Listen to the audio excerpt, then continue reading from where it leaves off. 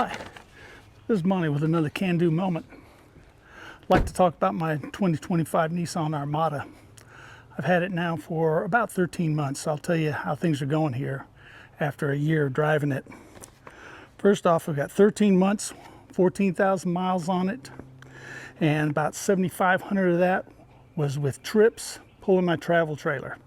So it's been on the road pretty good for 1 year now.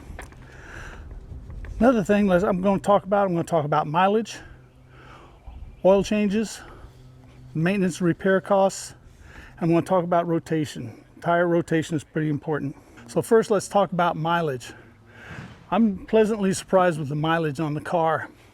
Now, I have not done any real computations for in-town driving, but I'd say I'm getting about 14 miles to the gallon in town, and the EPA rating is 15.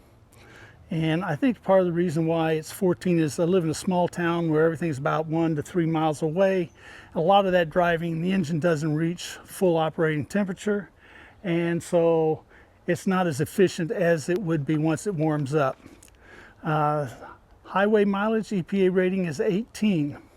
Recently took a trip on it without the trailer, and I'd say 95% of that was highway driving on turnpikes and the interstate. So speed limits were 75 and 80, and that's what I was doing.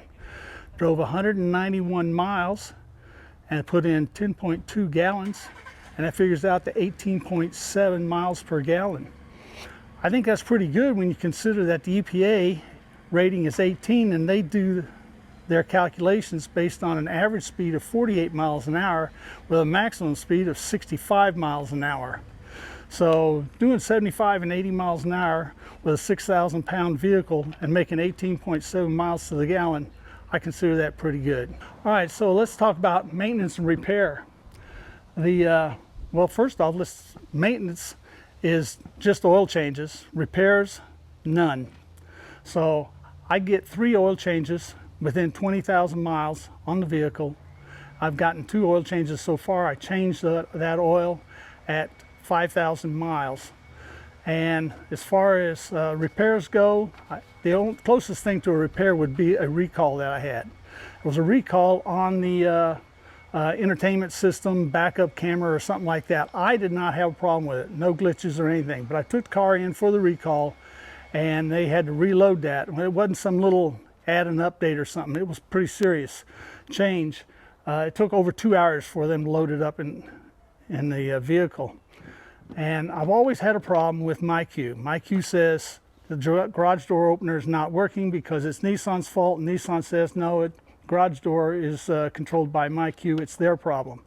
Well, after I got the update, I came home and went through the setup system on the MyQ for the garage door controller, and it's worked perfectly ever since. So obviously this was a problem in the computer system in Nissan.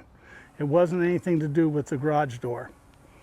The other thing I've had problems with that I've talked about before was the Wi-Fi hotspot. Every time I got in, started the car, I had to physically go into the screen to that Wi-Fi hotspot button and turn it on. Apparently the update has changed that. So now when I turn the car off with the hotspot on, next time I get in and start it, the hotspot's already on, and I really like that. That's a great improvement right there. So that's it for maintenance repair. It's been very, very good, very reliable. Now the oil changes. Nissan uses a fully synthetic motor oil, and I've got some examples of it here, and I'll show you in a sec. On the oil, the manual says 10,000 miles on an oil change. I'm telling you that is just dead wrong, certainly for a turbocharged engine. What I've done here is I've looked at, and I've got examples of the oil. Now the oil is a little darker from the Nissan, which has 14,000 miles, and the Jeep was a little lighter, and it's 61,000 miles. The Jeep is a naturally aspirated V8. This is a twin turbo V6. And the Nissan weighs about 800 pounds more than the Jeep Grand Cherokee does. So the V6 engine is working harder. The oil is under more pressure. It's also dealing with the heat from the turbochargers. Nissan recommends their fully synthetic motor oil. and that's what this is. Now it's hard to tell here, but the Nissan oil is a little darker than the oil in the Jeep. But their fully synthetic motor oil is not 100% synthetic. I believe it's a Group 3 synthetic, which is uses a crude oil base, but it's ultra refined, and therefore they're allowed to call it full synthetic. It's not the same thing as Mobil 1 Extended Performance, which is 100% synthetic, and that's what I use in the Jeep, and I will be using that in the future on the Nissan. Now, the oil that Nissan uses is a good oil. I think it's good for most of their vehicles, but they should not be using that oil, and I don't think you should use it in a car that has twin turbochargers and is moving a 6,000-pound vehicle. Another thing that makes me think that is that even though that's the oil that's recommended for this vehicle, it's recommended for all vehicles that Nissan makes except one. The GTR, the manual recommends, and Nissan recommends, using Mobil 1 100% synthetic motor oil. And the engine in this Nissan is the same basic engine. It's moving 2,000 pounds, 50% more weight than the GTR weighs. So yeah, I don't race it. I don't run 7,000 RPM up on it, but that engine is working quite a bit harder than it would in a small car. So I recommend 5,000 miles max, whether you're pulling a trailer or not. I recommend a full synthetic motor oil, such as AMSOIL, Pennzoil Ultra Premium, the Mobil 1 Extended Performance, Liqui Moly, Royal Purple, one of those. And you're going to know the difference because the full synthetic is a Group 4 PAO or POA, something like that, oil, and it costs a lot more. 5 quarts of regular oil is like $20-something. It's $42 for the really good Mobil 1.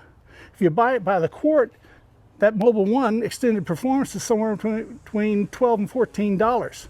But this Nissan one, I can find it online for $6.50. You pay for what you get. That's all there is to it. Last thing I want to talk about is tire rotation. I mean, it's important to rotate the tires to help extend the tire life, get as many miles out of it as you can. But I've noticed that when I rotate tires, it changes the driving characteristics of the car a little bit, at least temporarily, until the tires wear in. And also it seems to increase the road noise. I hate that rumbling and everything. So looking back in the past, I had a Volvo C30, and Volvo did not recommend tire rotation because it does change the driving characteristics of the car. So keeping that in mind, I decided kind of go halfway with it.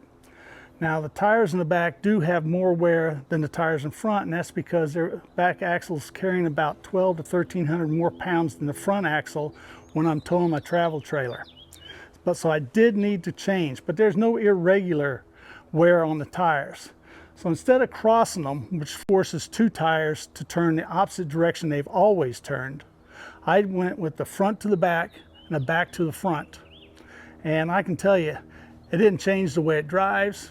It rides good. There's no vibration. The tires don't feel like they have to wear in, smooth out or anything.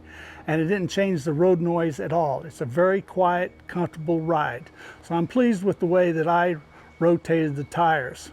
But if every last mile counts for you, you can go ahead and rotate the tires the way the manufacturer says.